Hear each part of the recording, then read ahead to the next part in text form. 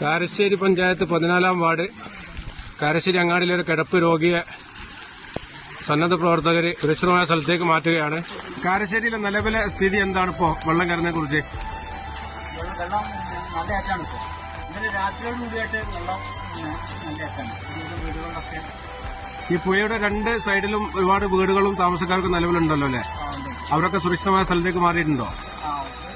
അവരുടെ സാധനങ്ങളൊക്കെ വീടിന്റെ മുകളിൽ കയറ്റിച്ച് അവരൊക്കെ സുരക്ഷിതമായ സ്ഥലത്തേക്ക് എത്തി. പ്രായമായ ആളുകൾ, കുട്ടികളൊക്കെ ഈ ഭാഗത്ത് കൂടുതലായിട്ടുണ്ട്. രോഗിനിപ്പോൾ നമ്മൾ ആംബുലൻസിൽ കയറ്റിക്കാണ്ട് അവിടുന്ന് തോണി മാർഗത്തിലൂടെ രോഗിയോടെ കൊണ്ടുവന്ന് ആംബുലൻസ്. സ്ത്രീകളും കുട്ടികളൊക്കെ വീട്ടിൽ തന്നെയാണ് താമസിക്കുന്നതിൽ ക്യാമ്പുകൾ തുടങ്ങിയിട്ടുണ്ടോ? എന്താ അവര് കുറെയൊക്കെ അവരെ ബന്ധു വീടുകളിലേക്ക് നമ്മൾ മാറ്റിയത്. അവരെ സാധനങ്ങളൊക്കെ വീടിന്റെ മുകളിലോട്ട് കയറ്റി വെച്ച്. നിലവിൽ ഭീഷണി നേരിടുന്ന ഏതെങ്കിലും വീടുകളോ ഭാഗങ്ങളോ കാരശ്ശേരി ഈ വാർഡിലുണ്ടോ? നിലവില് ആ 1-2 വീടുകളുണ്ട്. അവരൊക്കെ ഇപ്പം താമസം ആ വീട്ടിൽ തന്നെയാണുള്ളത്. അവരെ നമ്മള് കമ്മ്യൂണിറ്റികളിൽ മാറ്റിയിട്ട് അവിടെ ഇപ്പോൾ വെള്ളം വന്നുകാണ്ട് നിലവിൽ ഈ സന്നദ്ധ പ്രവർത്തനത്തിന് നാട്ടുകാരാണോ അല്ല ഫയർഫോഴ്സുകാരാണോ നിലവിൽ ഇവിടെ പ്രവർത്തിക്കുന്നത്? ഇവിടെ മുഴുവൻ നാട്ടുകാരുണ്ട്.